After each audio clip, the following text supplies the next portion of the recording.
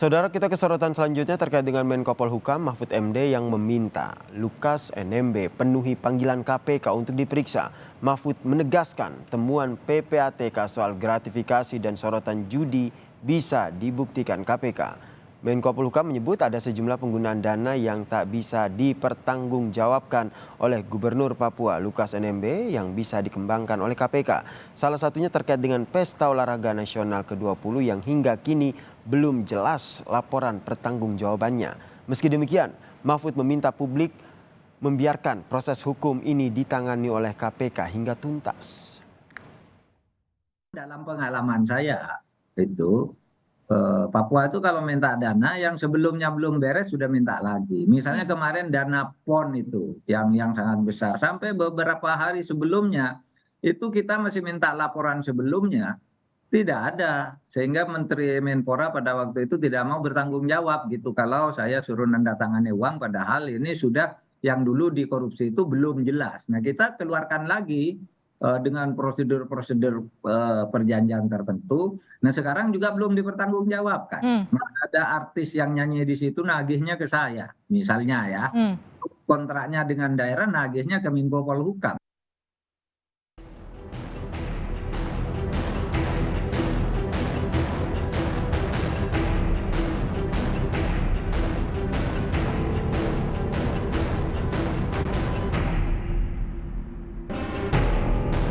Pasca ditetapkan menjadi tersangka kasus dugaan gratifikasi sebesar 1 miliar, Gubernur Papua Lukas NMB kembali menjadi sorotan atas aliran dana 560 miliar rupiah ke meja judi.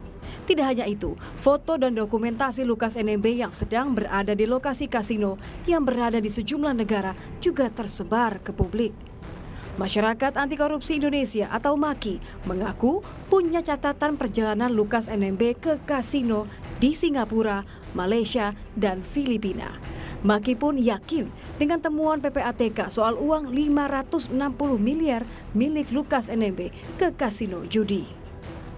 Telah mendapatkan data dari orang-orang yang sekitarnya bahwa memang betul ada dugaan permainan judi di 3 negara, Manila, di Singapura, dan juga di Malaysia. Desember 2021 hingga Agustus 2022 ada yang bahkan sampai ke Australia, ke Jerman, dan juga Singapura, Malaysia, jalan darat, balik lagi Singapura untuk diduga bermain judi, ke Manila juga bermain judi. Jadi menurut saya cukup sehat. Jadi berkaitan dengan rencana pemanggilan KPK mestinya bisa didatangi. Dan juga permainan judi tadi itu diduga malah di ruang-ruang VIP. Di Genting Highland itu kami punya fotonya itu di ruang VIP yang khusus itu.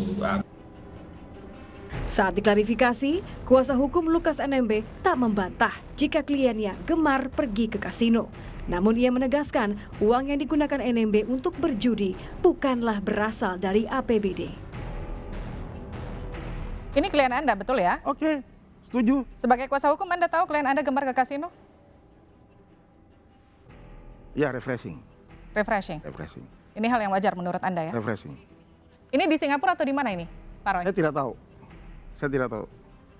Kalau ini dikorelasikan dengan dana 560 miliar yang mengalir ke meja judi, apa tanggapan Anda? Tidak realistis.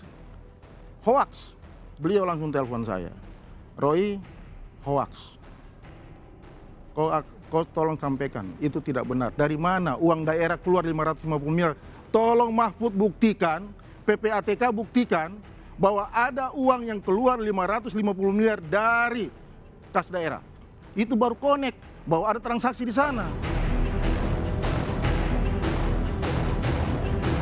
Temuan setoran 560 miliar ke kasino pertama kali disebut PPATK saat mengungkap dugaan gratifikasi. Kini, Gubernur Papua Lukas NMB telah ditetapkan sebagai tersangka kasus gratifikasi sebesar 1 miliar rupiah oleh KPK.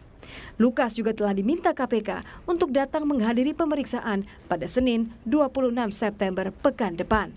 Tim Liputan Kompas TV.